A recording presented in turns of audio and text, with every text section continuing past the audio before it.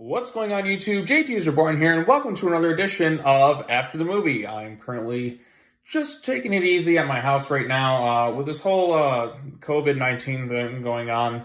Everything's gone kind of crazy, and, I'm trying to remain optimistic, but it just kind of sucks right now. It really does kind of suck, but while this is going on, Universal and a lot of other movie studios have decided to put the movies that are out in theaters on digital streaming a lot earlier, and one of the movies that I just saw the other day was The Invisible Man. Now, I had wanted to see this movie for a long time. I saw the trailer and I thought it looked great.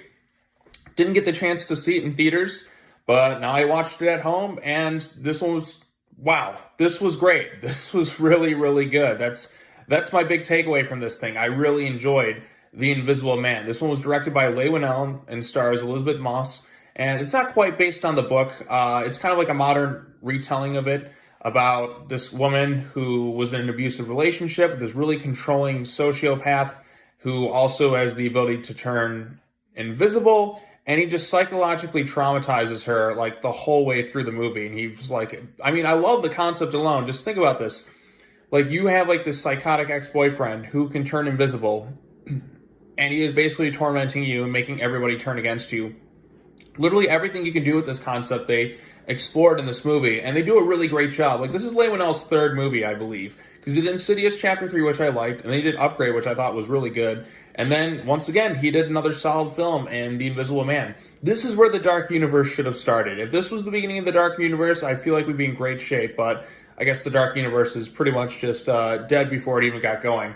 Like, this is a much better movie than Tom Cruise's The Mummy.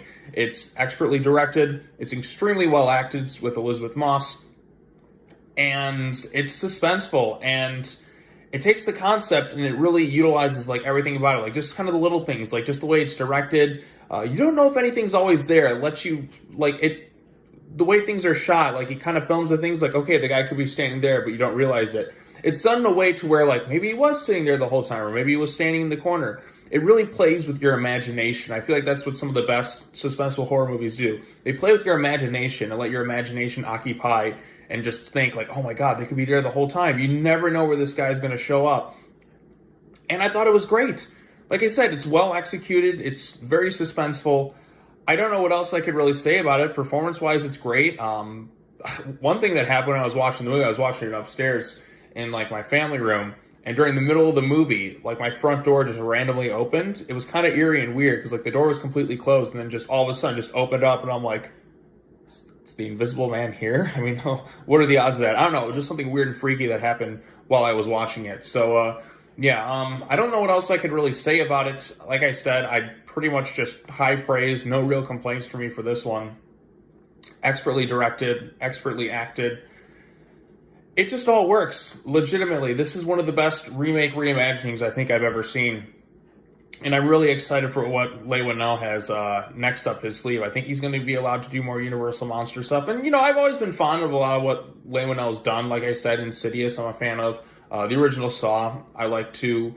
But he's definitely gotten better. Like, in terms of directing, he's gotten better, I feel like, with each movie. Although Upgrade was really good. I don't know which one I like more between Upgrade and Invisible Man. I think maybe Invisible Man I like slightly more. I don't know. It's really tough to decide because I really like both movies. And I like the third Insidious. It's not my favorite of the bunch, but I still thought it was, well written and well directed.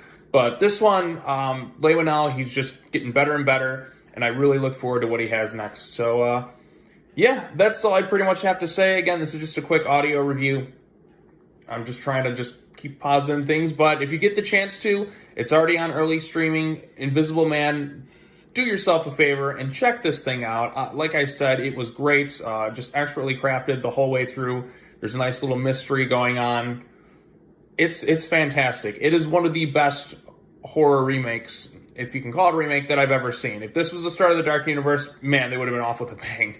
But that's all I really have to say. Thank you all so much for watching this video. I really appreciate it. Go check out The Invisible Man.